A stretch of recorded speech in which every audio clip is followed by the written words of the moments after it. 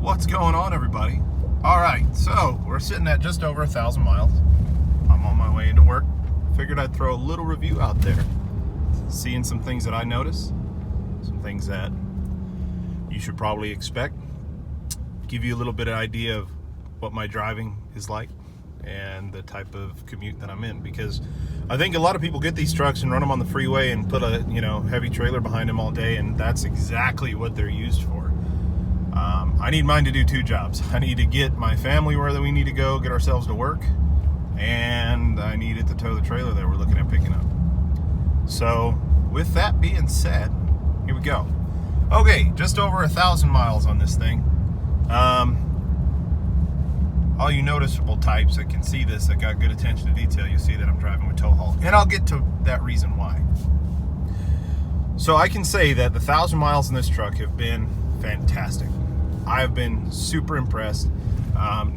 Stop and go traffic, all this different stuff. My temperatures are being really compliant, really happy. I'm not seeing any type of concerns. 90% of this truck's life has been in city driving, which is probably something worth following, because a lot of people use these for heavy work, heavy lifting, or dedicated tow rigs, or getting on the highway and just putting miles down. So the longest stretch that this thing has had on the freeway has been bringing it from Colorado back down to New Mexico, where I'm at now. So I don't got a lot of time, but I'll run through these things quick. So a couple of things. This regeneration, this diesel particulate filter, that gives you an idea of roughly when that regen is going to happen, has actually been pretty good.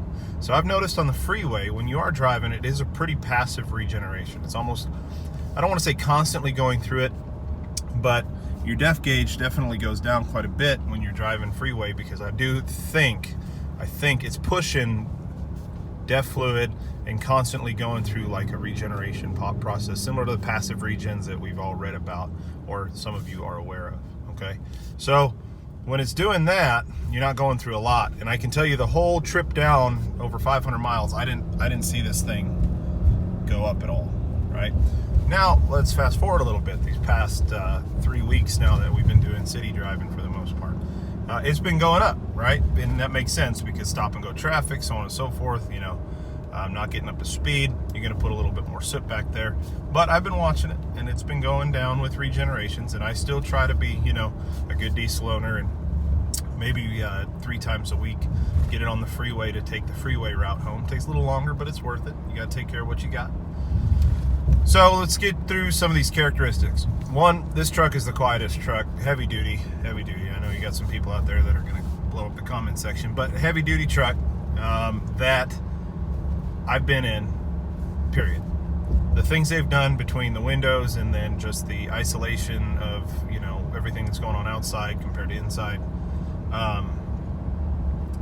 it's just night and day difference. So that's a huge positive.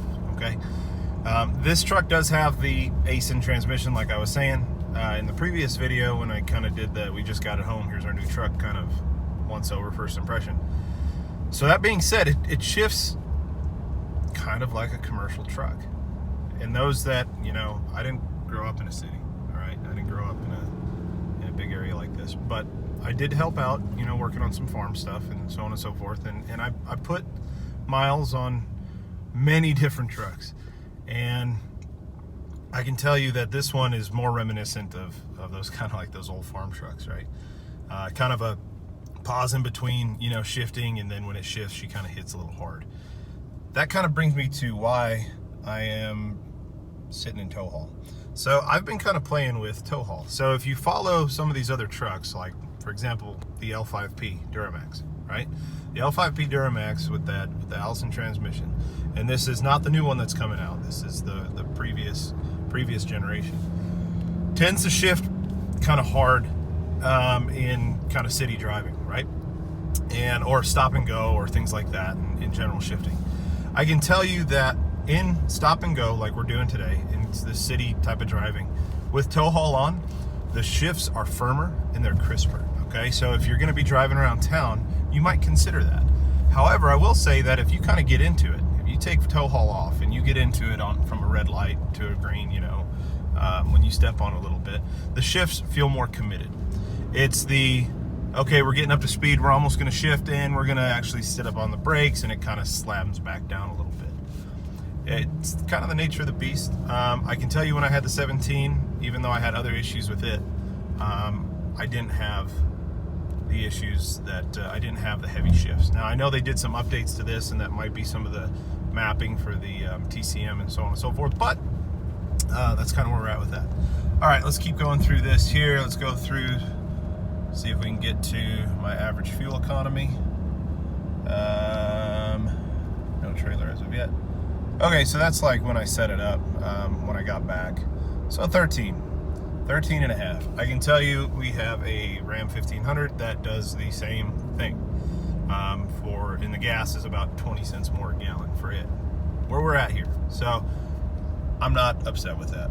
I mean, 13 miles per gallon, 30-gallon tank, lasts me almost 2 weeks for my commute. So I'm not too upset about that. But anyway, I haven't had any issues with the infotainment. I know there's some things out there that people have. I have put it in 4-wheel drive. I haven't had any issues with that. Tow haul and exhaust brake have been great. So, I mean, in general, I gotta get the windows tinted. I'm kind of in a fishbowl right now, but in general, this thing has just been great. Day in, day out driving, it has been fantastic. I really recommend it. I love my GM stuff. I haven't had good luck with Ford, as you probably have seen on some of my other videos.